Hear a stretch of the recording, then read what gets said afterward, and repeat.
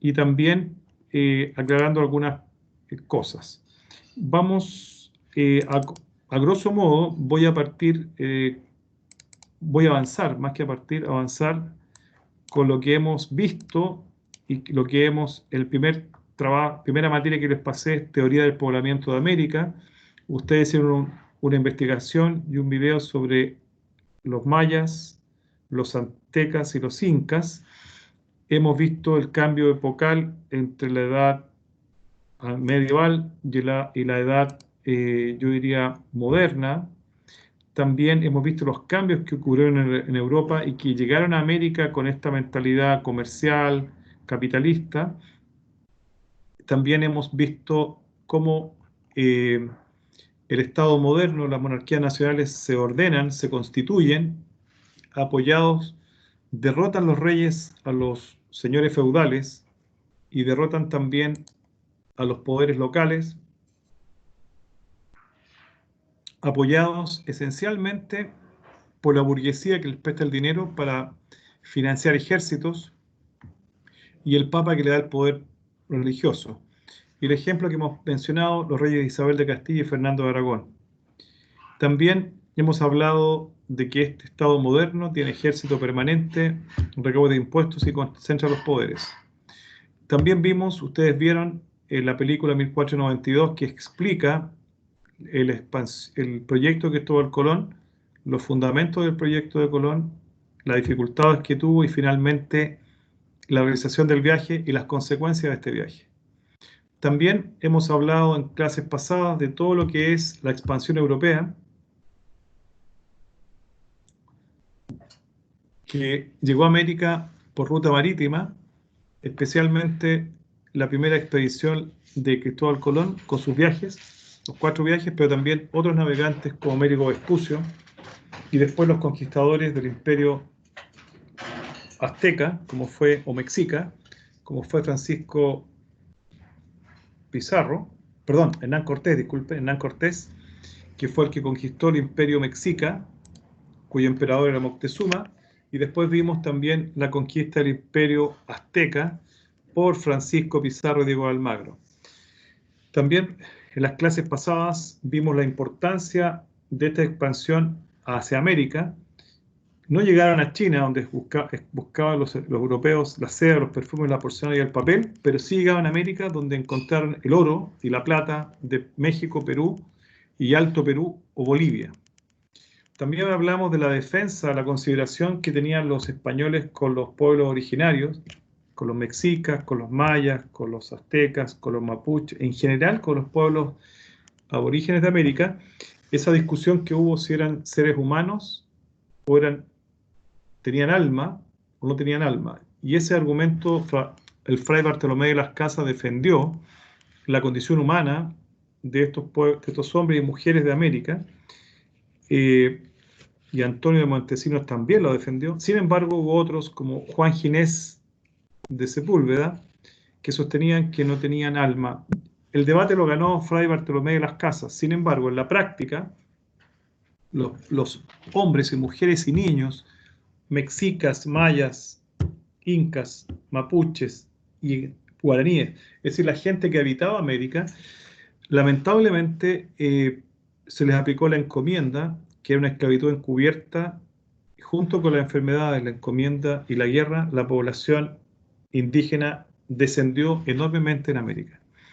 Dijimos también en las clases pasadas que esta expansión política dejó 2 potencias, Portugal y España. Portugal había explorado las costas de África, había llegado a la India, y España llegó a América, pero después de España llegó Portugal y se estableció lo que hoy día conocemos como Brasil. También, y esto es muy importante para lo que vamos a ver hoy día, repasamos esta condición del control de América.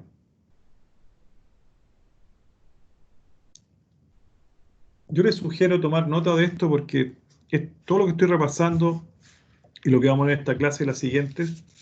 El próximo viernes vamos a ver el temario de la prueba final para que ustedes vayan visualizando estos conceptos. Primero, hay que entender América indígena desde lo que hoy día conocemos como México a Chile, tiene una diversidad de paisajes, territorios, relieves, selvas, desiertos, ríos torrentosos, costas, y en esta gran extensión territorial que es la América Latina, existían culturas muy diversas. Por lo tanto, yo quiero que tenga muy en claro que se instala en América este imperio español y después el imperio portugués en Brasil, y estos dos imperios ocupan militarmente, políticamente, dominan, y hay dos dinastías. En el caso de España, la dinastía Habsburgo, entre 1519 y 1700, y después en España hay un cambio de dinastía, la dinastía Borbón. Y he hablado en forma reiterada que esta monarquía absoluta instala un Consejo de India en España que designa autoridades, como el virrey, el gobernador y el oidor, y también un sistema económico a través de la Casa de Contratación, que es el monopolio comercial que ustedes están viendo ahí, el sistema de flotas de galeones, y también que cobran, cómo el Estado español cobra impuestos, entrega tierras a los conquistadores, encomienda de indios, y el mayorazgo es la principal fuerza de poder económico que el hijo mayor acumula la tierra. También explicamos las diferentes órdenes religiosas que llegaban a México, a Chile, a Argentina, actual, a Perú, al Virreinato de Nueva Granada, franciscanos, dominicos, mercedarios, agustinos, jesuitas, teatinos y ursulinas. También hablábamos de que se establece, y aquí esta parte es muy relevante, porque nosotros estamos en el 2020, 3 de julio del siglo XXI, y esta diferenciación social de clases que existen en Chile, en Argentina y en América Latina, tiene su origen en la colonia. Por lo tanto, los hacendados y estancieros que conforman la clase alta, los dueños de la tierra, de los animales, animales de carga, animales de reproducción, esta clase alta, que está arriba de la estructura, concentra la propiedad de la tierra, pero también concentra la mano de obra, como mano de obra dominada. Y bajo ellos están los capataces, que en algunos casos eran españoles blancos o criollos blancos, pero también algunos esclavos negros tuvieron el rol de capataz. Y el capataz, como pertenecía al hacendado, al estanciero, era muy leal al estanciero, pero tenía un rol, un estatus superior a los inquilinos y a los peones que eran mestizos. Y también habían artesanos y arrieros y pescadores. Hemos hablado en las clases pasadas de la conquista del Imperio Inca, con Diego Almagro, Francisco Pizarro y Hernando de Luque. Dijimos que era un contrato de compañía, y ahí hoy día lo voy a explicar a qué me refiero. También que el rey entrega una capitulación para conquistar el imperio, que hubo una guerra civil entre los descendientes del último Inca, Huayna Cápac, y Pizarro llega a Cajamarca, captura Atahualpa, y el año 1533 Atahualpa es ejecutado. Desaparece el imperio inca como tal con la muerte de Atahualpa, que es el hijo del dios Inti. También hablamos en clases pasadas de la conquista del imperio azteca,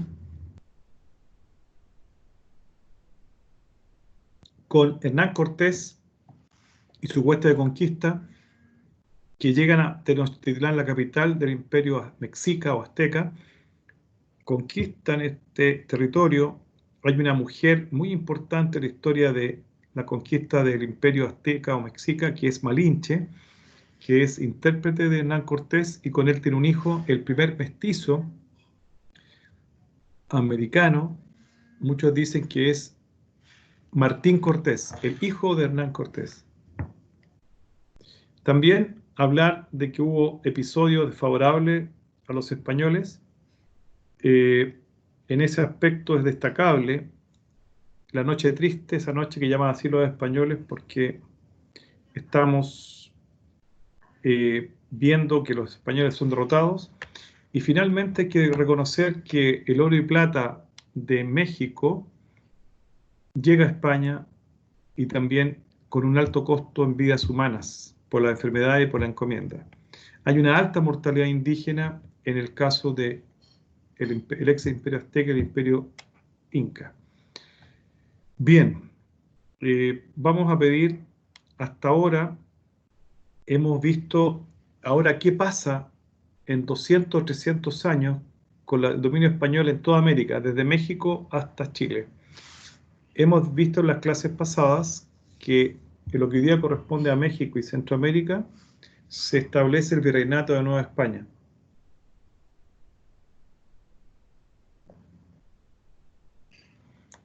Y lo que era el Imperio Inca, el Virreinato del Perú. Y lo que hoy día corresponde a Colombia y Venezuela, el Virreinato de Nueva Granada. Y en el caso específico de lo que hoy día es Uruguay y Argentina, el Virreinato de la Plata. Los territorios que no tenían tanta riqueza o tanta expansión como en el caso de Chile, se consideraban gobernaciones o capitanías generales, y territorios menores como el Alto Perú, que hoy día es Bolivia, la audiencia de Charcas. Todo esto que estamos hablando abarcó entre 1492 y en el caso de Chile hasta 1818, 1810. Pero en otros países se extendió adentrado el siglo XIX. Estos impuestos que cobraba el rey a través de los gobernadores, de los virreyes, de los corregidores, eran para financiar gastos, muchas veces gastos en Europa, las guerras que estuvo participando España contra Inglaterra, a veces contra Francia. Es el principal impuesto con el cual se grababa la producción agrícola, el diezmo. La 10ª parte de lo que tú producías en la tierra tenías que entregárselo a la iglesia. El quinto real, la quinta parte de la extracción de oro y plata se le pagaba al rey. Y si tú eras funcionario español que llegaba a trabajar en América como oidor, corregidor, virrey, gobernador, cualquier función enviado de España por el Consejo de Indias, los primeros 6 meses tú pagabas la mitad de tu sueldo al rey. Y cuando tú traías desde España un mueble, una herramienta, pagabas ese impuesto llamado almojarifazgo, impuesto de importación, importar, traer algo del extranjero. Y la alcabala, el impuesto de compra-venta que hoy día equivale al IVA. Bien, esto es nuevo y es para explicarles lo que ha ocurrido en el Imperio Español, lo que ocurrió en América hasta el día de hoy. Es el origen de un sistema que se llama capitalista. El sistema capitalista impactó fuertemente a la realidad de Europa, pero también a la realidad de América.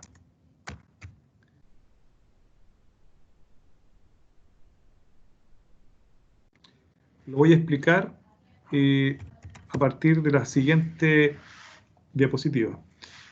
Me dicen por interno que José Morales se pudo conectar, ¿o no? Que me pedía conexión. ¿Alguien sabe?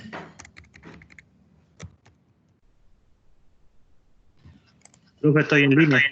Ah, perfecto. Muy bien. Muy bien, José. ¿Alcanzaste a escuchar la explicación? Parte de ella, me conecté hace como 5 minutos. Perfecto. Acá tenemos nosotros un sistema nuevo que hasta el día de hoy, siglo XXI, está presente en América y en el mundo. ¿A qué me refiero? Al capitalismo. ¿Por qué me detengo a hablar del capitalismo estando hablando de historia de América? Porque la historia de América ha estado impactada por el capitalismo desde el siglo XVI hasta el presente. La extracción de materias primas, por ejemplo, en la colonia El Oro y la Plata, hoy día el petróleo, el cobre, está marcado por este sistema económico. También lo que ha ocurrido en el periodo del siglo XIX y XX, la Revolución Cubana en 1959, la guerrilla de Chiapas en México en 1994, el movimiento de los sin tierra en Brasil, que lleva 50 años para algunos historiadores, la situación ambiental del Amazonas, la situación humana que ha afectado a las personas que han emigrado de Venezuela hasta llegar a diversos países, todo esto tiene un trasfondo económico que ha dañado el medio ambiente y eso ha provocado lo que tenemos hoy día, el calentamiento global, y América Latina, que era el pulmón del mundo junto con Australia, se ha visto afectada, especialmente la selva del Amazonas, con incendios forestales provocados o extracción de árboles del Amazonas y recursos. El ecosistema del Amazonas es lo que va quedando del planeta como ecosistema potente. Por lo tanto, cuando hablamos de América Latina, hablamos de esta América Latina que yo les he mencionado varias veces, mestiza, indígena, mestiza europea, mestiza indígena, africana, y también una América Latina que es el continente de la esperanza por los recursos naturales que tiene para el planeta, pero sobre todo por la diversidad cultural de sus pueblos.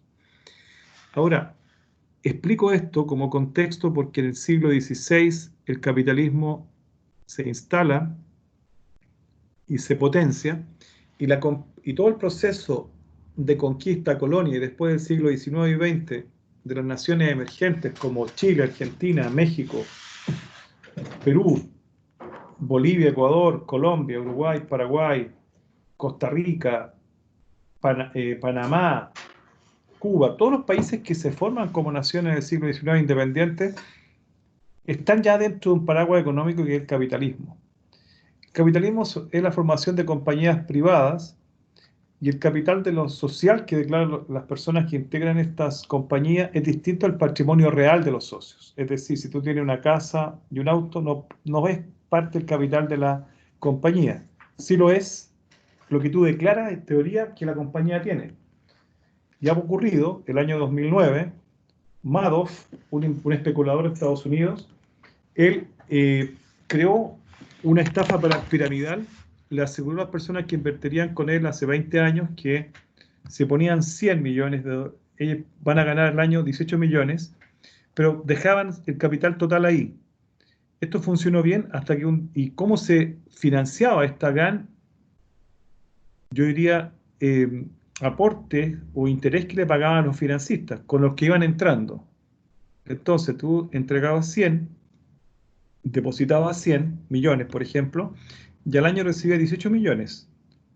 Cada año recibía 18 millones, pero el quinto año, tú dices, estoy súper bien porque he ganado, ya he recuperado lo que he invertido. ¿Qué ocurrió? Que las personas nuevas ya no ingresaron a esta sociedad y ahí empezó el problema porque esto se financiaba con los que entraban. Por lo tanto, Madoff, cuando las personas dijeron me retiro, quiero mis 100 millones más la última utilidad, no tuvo cómo pagar. Se hizo un juicio en Estados Unidos y fue condenado a la condena más grande que ha sido condenado en Estados Unidos una persona, 150 años. Muchas personas quebraron y esto se llama estafa piramidal.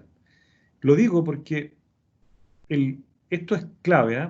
Es un negocio basado en el comercio, que el comercio no es malo, el intercambio de productos, bienes y servicios, pero surgen dos elementos que afectan a América, tanto en el periodo colonial como en el periodo del siglo XIX y XX y hasta la actualidad. Surge la banca comercial en el siglo XVI en Europa, hasta el día de hoy existe, y el el préstamo con interés.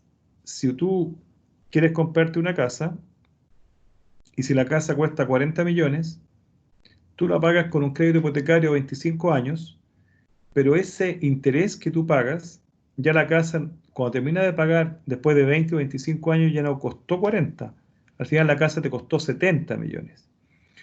Otro ejemplo, cuando tú pides un crédito de consumo para comprarte, un ejemplo bien concreto, un refrigerador o una cocina o un computador y tú lo pagas a 18 cuotas, si ese computador vale 400.000 pesos, en 18 meses vas a pagar 700.000. Ese es el préstamo con interés que era condenado por la Iglesia en la Edad Media como usura y estaba prohibido, pero en la Edad Moderna y en la Edad Contemporánea existe. También hay que decirlo con mucha claridad que el negocio bancario permitió que familias muy importantes de Italia, como los Medici de Florencia, los Fugger en Habsburgo, en lo que hoy día conocemos como Alemania, tuvieran yo diría, este poder, llamarlo de algún modo, este control de la economía que les permitió enriquecerse. Si ustedes ven acá, yo he puesto a los Medici en Florencia y los Fugger en Habsburgo, porque estos fueron prestamistas de reyes, de papas y emperadores. O sea, no eran prestamistas solamente de una persona que tuviera un pequeño comercio, un artesano, un pequeño agricultor. No, fueron prestamistas de reyes, de papas y emperadores. Y al ser prestamistas de estos grandes poderosos, a cambio, ellos pidieron ciertos beneficios. Ahora, la economía se monetarizó. Si en la Edad Media se intercambiaban productos, una persona que producía trigo intercambiaba con otro que producía leche, no había dinero de por medio.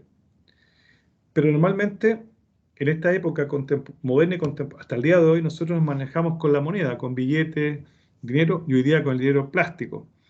¿Y cómo fue posible esto? Porque en Europa se descubrieron minas de plata y también llegó oro y plata desde América. Entonces había un respaldo en oro. Recuerda la teoría mercantilista, un país poderoso se acumula oro y plata. Y esta teoría hizo que tuviera más valor el dinero que representaba un valor oro. También decir que esto afectó también a América, puesto que la industria textil, que es producción en base a la lana, se producían telas, se producían varios productos. Estos productos se vendían en las ferias anuales de Europa, se exportaron a Oriente, pero también llegaron también a América a través del comercio del contrabando que practicaban los ingleses y los franceses. Otra industria que surgió en Europa debido a las guerras fue la industria de la fundición y forja de hierro para armar ejércitos y escuadras. Pero sin embargo también los reyes, los Tudor en Inglaterra, establecieron barreras aduaneras para proteger su industria y su comercio. Los Fugger en Alemania obtuvieron monopolios para extraer plomo, plata y cobre en Europa, y en América extraer oro y plata en Colombia, en Venezuela actual. Bien, dicho esto, me gustaría, antes de continuar, que me dijera Verónica Loyola qué ha entendido de este repaso de la historia de América a partir de estos tópicos que hemos visto hoy día.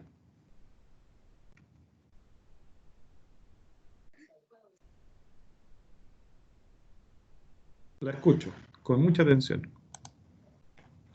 Verónica Ríos, y que... Verónica Ríos, ¿usted podría decir algo? ¿Qué ha entendido de hoy día de lo que hemos explicado? Que la economía... Ay, me escucho con eco. Sí, yo apago acá y usted... que la economía capitalista se basó principalmente en torno al porcentaje de impuestos que podía pagar la gente con respecto a lo que ellos adquirían, po. Entre ellos estaba el diezmo, el quinto real, que por ejemplo el quinto real yo no lo conocía, y el almojarifazgo tampoco lo conocía. Sí. Ya. También me quedó lo de las compañías privadas que extraían materias primas principalmente, y con eso es lo que como que todavía sigue igual, pues si bien las compañías privadas ahora ya a lo mejor dejan un poco de lado lo que es la textilería, sigue siendo la textilería una gran arma como de empresarial, pues con lo que conocemos como las casas comerciales y todo ese tipo de cosas. Y lo otro que me llamó la atención es el sistema económico en torno al préstamo y al préstamo de intereses. Eso también me llamó harta la atención, porque también es algo que todavía sigue en la actualidad. Pues todos sabemos que lo que bien decía usted, que nosotros también giramos en torno a lo que es el préstamo y el pago de interés, pues, de las casas, en las casas comerciales también y en todo ese tipo de cosas. Muchas gracias. Bueno, vamos a ver acá si tengo el sonido, ¿se escucha? Muchas gracias, Verónica, por tu participación. Me gustaría escuchar también a Yasna, que nos dice lo que ha entendido de este repaso que hemos hecho a grosso modo porque partí mencionando las teorías del poblamiento americano, después hablamos de los mayas, azteca, inca, mencioné, pero después entramos a repasar ya en detalle otros temas. ¿Qué nos dice usted, Yasna? ¿No está Yasna? Está, pero es como si no estuviera, ¿o sí? ¿O está Yasna? Puede escribir si quiere también, ¿no? Si no puede hablar.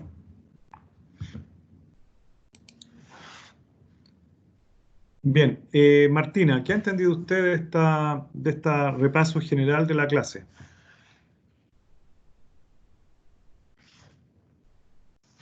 Hola profesor, más o menos lo mismo que mencionaba Verónica, que en el fondo el tema de cómo la corona igual abusaba un poco de lo que era de los impuestos, de la recaudación de impuestos y bueno, y el otro tema también del uso o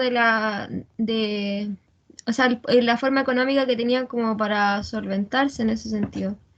Eso más que nada es como lo mismo que mencionó Verónica, profesor. Muchas gracias. Paula Palma, ¿usted qué ha entendido de este repaso general?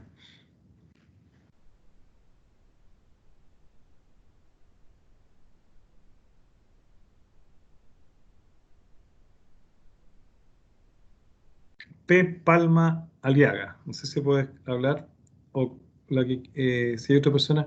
Juanito, ¿usted qué ha entendido de este repaso?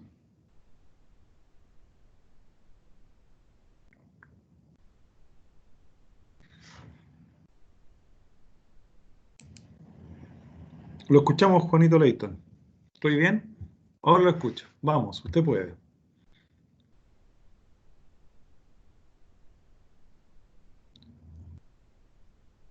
Tiene que abrir el micrófono para que lo podamos escuchar, si no es imposible. ¿Me ve, Juanito, no? Bueno, yo pensaba que... Ya, vamos a Hola, avanzar. profe. Hola, ahora sí. Mira, he hecho esta mención general en la clase de hoy desde la teoría del poblamiento americano, mencionando a grosso modo los mayas, azteca, inca y después el repaso completo hasta hablar del capitalismo. ¿Qué te queda claro a ti de los tópicos que hemos hablado hoy?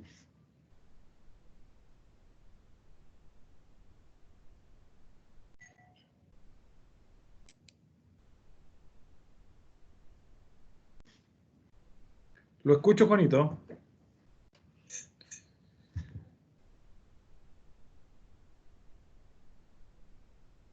¿Se nos fue? Bueno, me gustaría escuchar alguna persona que tenga algún comentario, alguna de la materia que hemos repasado. Profe, ¿Sí? hola, profe Dígame, Juan Pablo. Juan Pablo, ahí, muy bien, Juan Pablo. ¿Qué ha entendido usted de lo que A mí, hoy día? lo que me quedó, y me quedó dando vuelta, pero tendría que ayudarme con los nombres, es que se hace un salto muy grande en relación al de cómo era el surgimiento del cómo se poblaron, cómo fueron poblados los continentes en un inicio, después hablando de la conquista española, y ya en este momento son ya 200, 300 años después de la llegada de Colón. Lo que me llamó la atención y me quedó a mí, por eso le digo, tendrá que ayudarme con los nombres, los prestamistas, los principales prestamistas que usted mencionó, que eran los prestamistas de los papas, de los reyes.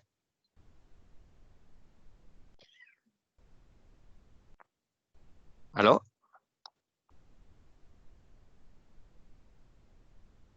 Ahora sí, Juan Pablo, te pregunto si alcanzas a ver lo que estoy proyectando. Si lo puedes leer, por favor. Sí, profe, sí lo veo. Bien lento y trata de explicar lo que tú lees, a ver si podemos sacar algo limpio. Surgimiento del capitalismo. Formación de las compañías privadas.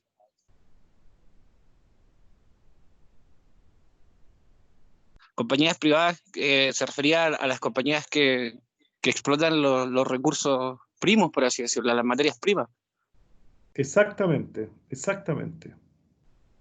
Dice, el Sigue, por capital favor. social es distinto del patrimonio de los socios.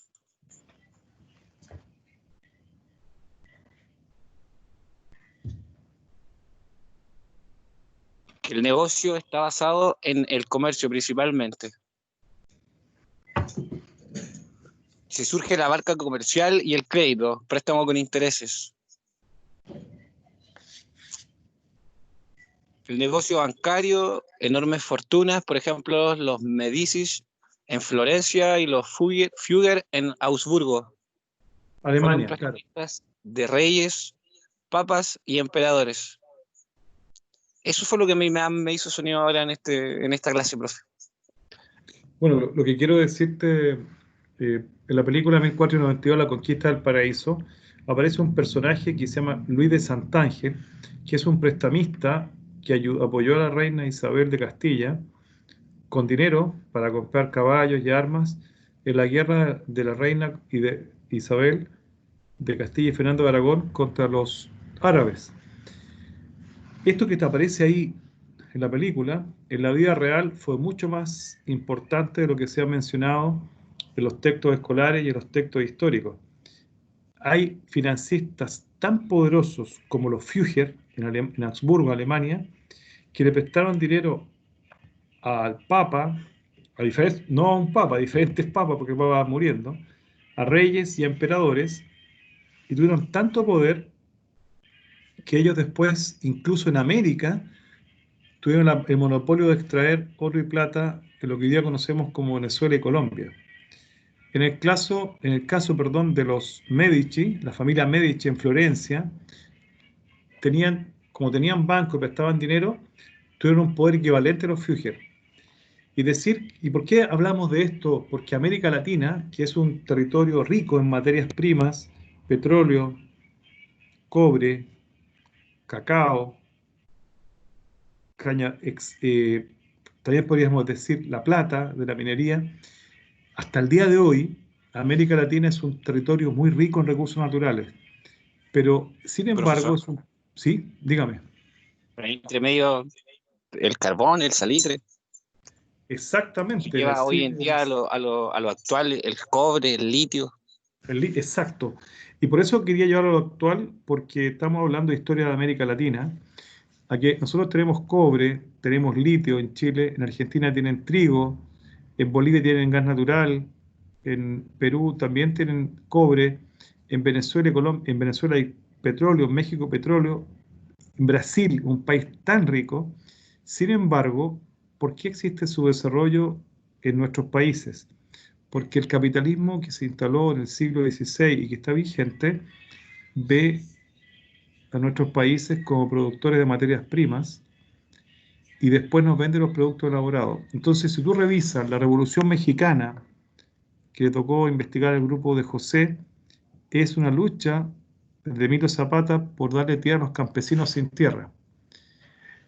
El movimiento de los sin tierra que está investigando Verónica Zavala en Brasil, también el movimiento de los sin tierra es un movimiento social que hoy día está muy organizado, tiene escuelas, hospitales, tiene por esos campesinos sin tierra, y también ellos producen y venden su propia producción. En la guerrilla de Chiapas, en México, que tiene otro grupo, me parece que Miguel, no recuerdo bien, ese tema es muy relevante porque un profesor de filosofía y de historia llega el año 80 y tanto a la zona de Chiapas y él se da cuenta que los campesinos y los indígenas de esa zona viven mal, estoy hablando ahora del siglo XX, y él se convierte en el líder, pero se nombra a sí mismo como el subcomandante Marcos. Para él los comandantes son los indígenas, los líderes locales, y levanta un movimiento muy especial en Chiapas, porque logra instalar en México, hasta ahora, el tema de los pueblos originarios que han sido, por ejemplo, la explotación minera ha hecho que bosques nativos y producción agrícola de Chiapas haya sido contaminados los ríos donde los animales beben, donde la gente se abastece.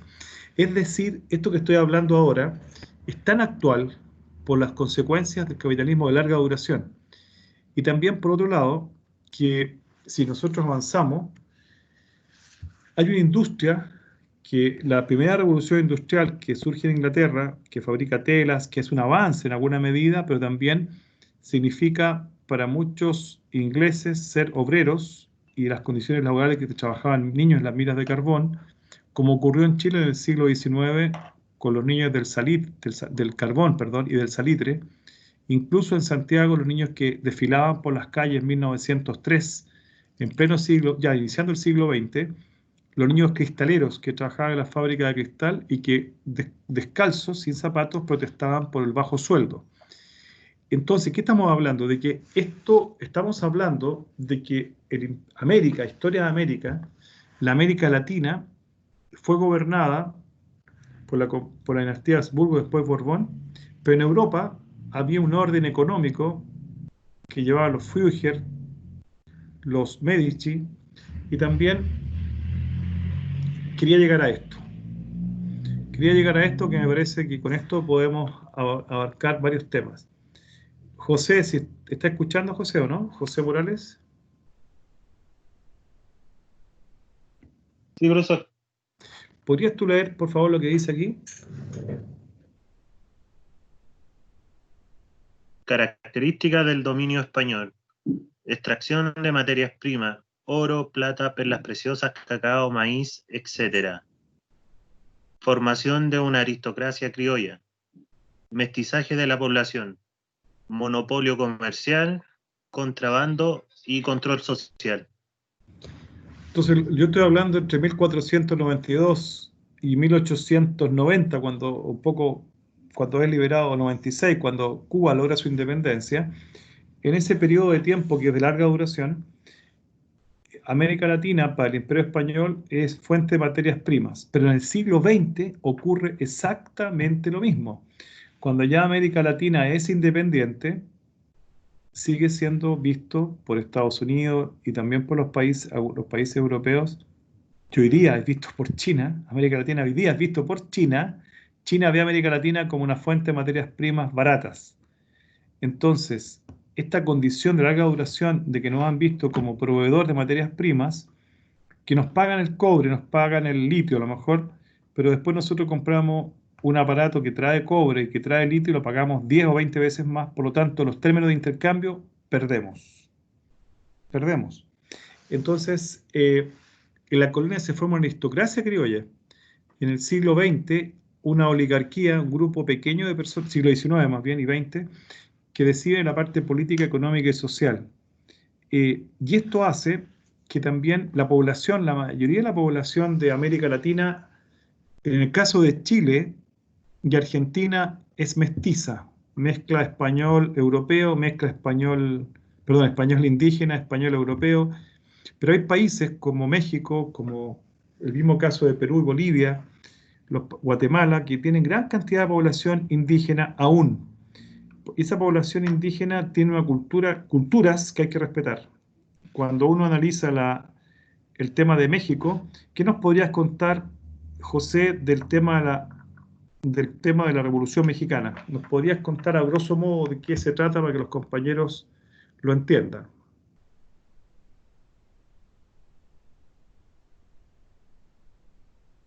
Todo empezó por una dictadura de Porfirio Díaz, quien estableció algunas políticas contra las culturas indígenas, quitarles las tierras para dárselas a los que tenían, en este caso, mayor capital de dinero, y también aquellos capitales extranjeros, principalmente de ciudadanos de Estados Unidos, específicamente de Texas. Entonces ahí comenzó un movimiento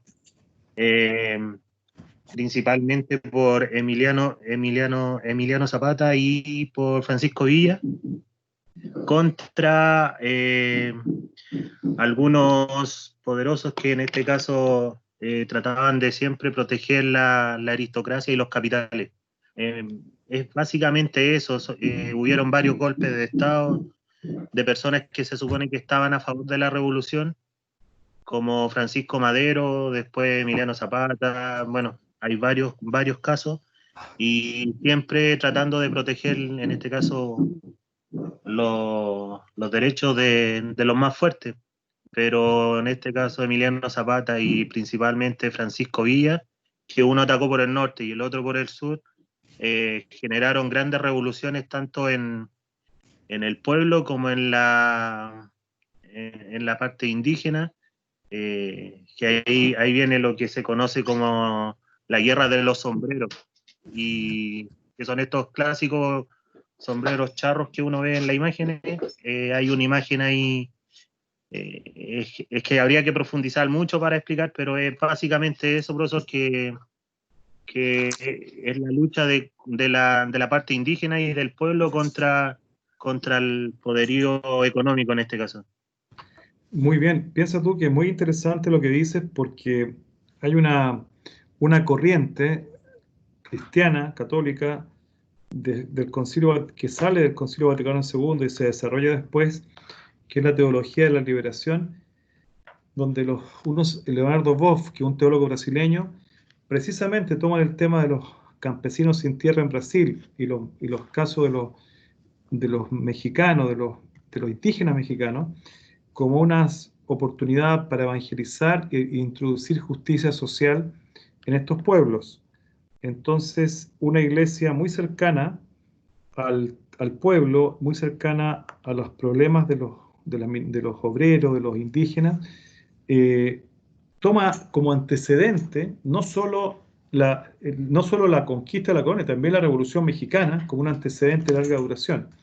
Y en 1994, por ahí, el movimiento indígena de Chiapas en México también toma otros tópicos. No sé si Yasna Alcaíno, Vania Briones y Belén Araya nos pueden comentar a grosso modo, brevemente, de qué trata este movimiento indígena de Chiapas en México.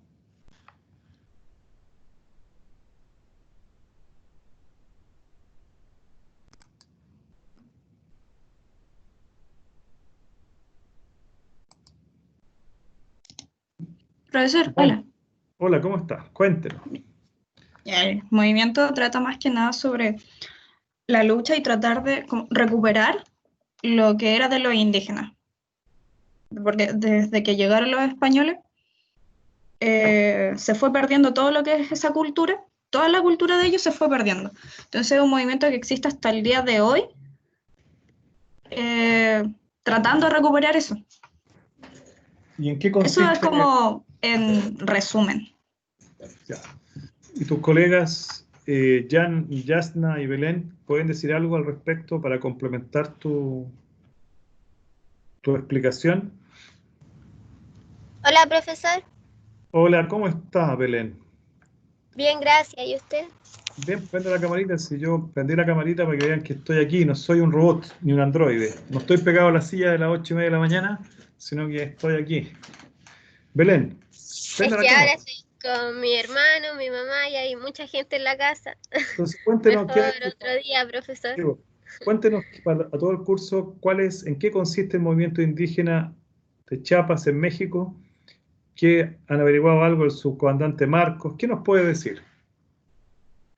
Sí, como decía mi compañera, se trata de la lucha que hacen los indígenas para poder recuperar las tierras. También porque desde que llegaron los españoles los degradaban, los trataban mal, los hacían perder su cultura, sus tradiciones.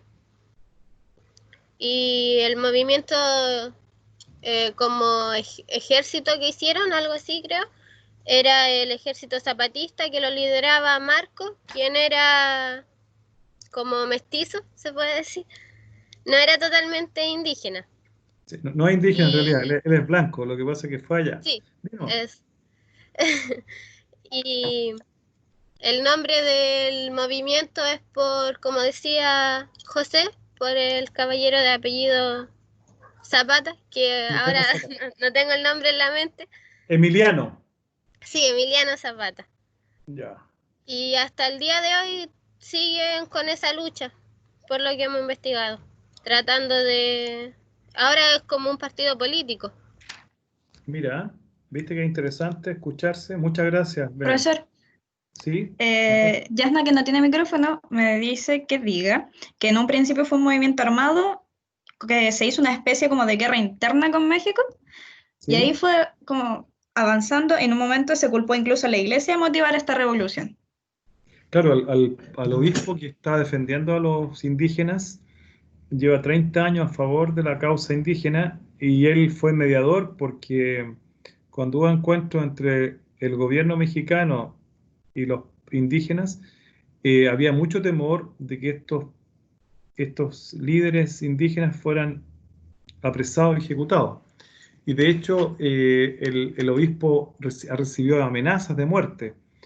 Esto es bien especial. Si ustedes, los que están escuchando, pueden buscar en YouTube, hay videos breves que hablan de la guerrilla de Chiapas o movimiento de Chiapas en México, y que hoy día, tal como dice tu compañera Yasta, ya no es un movimiento armado, un movimiento político y social que han hecho documentales los canadienses, mucha gente del mundo ha ido a ver ese fenómeno histórico.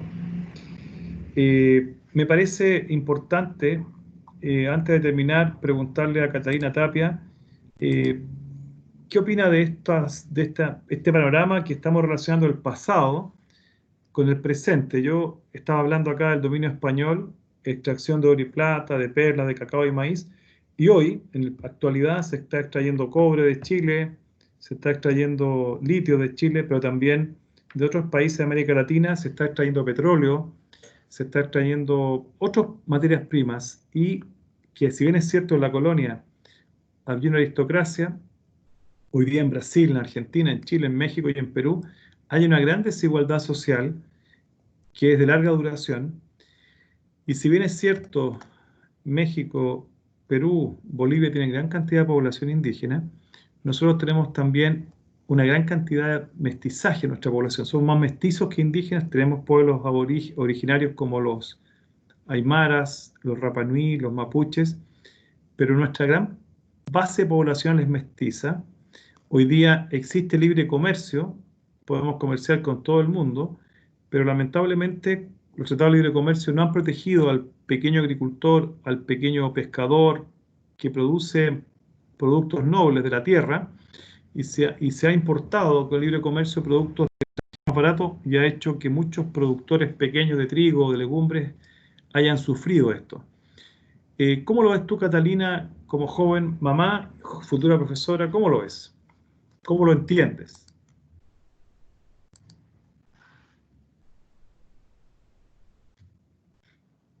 ¿Me escucha, profe? Perfecto, lo escucho perfecto. Ya. Pucha, yo creo que... Espéreme. Que está mi hija acá al lado y está metiendo bulla. Ahora sí. Sí. Yo creo que es injusto, sobre todo en la época, o sea, en lo que estamos pasando a nivel mundial, que estén cobrando tanto por las mismas cosas que hace 2 meses atrás, por ejemplo, 1 kilo de arroz, 1 kilo de azúcar costaba, no sé, 700 pesos, y ahora lo hayan subido 200 pesos más, que en sí influye bastante en el bolsillo, sobre todo de la clase media. Entonces, todo esto cada día lo suben más. Claro.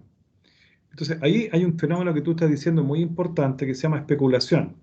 O sea, la historia de América Latina es una historia bien particular, porque tú comprenderás que somos un territorio rico en recursos naturales, en trigo, cobre, petróleo, cacao, litio, también en productos de la tierra como el maíz, el mismo caso del plátano. Sin embargo, por la especulación financiera se producen cuando hay una crisis económica o una crisis sanitaria, falta una especie de equilibrio de regular los precios para que los precios empiecen a subir, y la gente no pueda abastecerse de leche, de trigo o de productos básicos. Y esto que está aquí depende de la ley y de las personas que nosotros elegimos como representantes, para que estos precios vuelvan a un precio que sea de equilibrio y que las personas podamos respirar y no sentirnos ahogados por no poder satisfacer estas necesidades. En honor al Y que tiempo, la ayuda no sea equitativa también. Eso también es injusto. Exacto, explica de eso, explícalo. Que, claro, o sea, que supuestamente en este momento recibe un cierto porcentaje del país, recibe ayuda del Estado. Pero yo encuentro que una ficha no demuestra cómo está la familia en sí, porque a lo mejor esa ficha dice cómo estaba la familia 3 meses atrás, o sea, 4 meses atrás, que no estaba tan afectado con el estallido social, sino que lo afectó directamente con la pandemia. Así es. Y ahí tú dices algo muy importante, Catalina, que no solamente los datos de la ficha CAS permiten detectar quién necesita ayuda. Hoy día hay muchas personas de la clase media que han quedado sin trabajo, que tienen que pagar un dividendo, pagar la luz, el agua, el gas, la comida y no les da. No les da. Por eso que por eso que es importante educarnos en esto que yo estoy explicándole hoy día, de entender que es posible otra forma de ver la economía, y por eso reitero, si no lo dije, lo voy a decir ahora. Hay economistas, un alemán, un hindú, que han ganado el premio Nobel alternativo en economía, que plantean una economía sustentable, del precio justo, y por lo tanto, si hay un vaso, este vaso para producirlo, ver cuál es el impacto en el carbono. El impacto de la huella de carbono de producir se va a premiar aquellos productos que tengan menos impacto en el medio ambiente, y donde también se le pague un precio justo a los productores de materias primas, a los productores de cacao, que es la base para hacer el chocolate, a los productores de trigo. Es una forma de ver la economía basada en el desarrollo económico y no en el crecimiento económico, que al final hace que la especulación se instale. Yo primero los quiero felicitar a los 14 compañeros que están conectados por la lealtad con su formación como futuros profesores. Bueno, a Yasna, Verónica, Vania, Sofía Pérez, acá Juan Pablo, José Morales, Catalina Tapia, Camila Paz, Belén, Alba y Miguel, porque creo que es relevante lo que estamos conversando. Más allá de saber más o menos una asignatura o un contenido, está el criterio ético de la formación, el compromiso con la formación y también ustedes como futuros profesores.